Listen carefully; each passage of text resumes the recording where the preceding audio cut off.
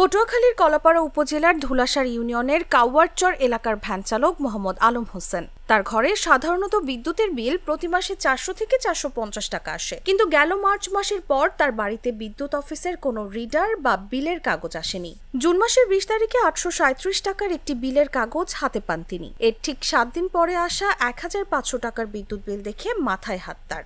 আমরা দিনমজুর থেকে আমরা প্রতি মাসে কারেন্ট বিল দেওয়ার চেষ্টা করি, কিন্তু ওরা বিল প্রতি মাসে কাগজ পাই না। কাগজ এই জায়গায় গিয়ে উঠে নিতে হয়, বরঞ্চ বিল ইউনিট বাড়াই নেয় এবং তারা জিজ্ঞেস করলে বলে যে কারেন্ট বিলের কাগজ আমরা পাই না কেন।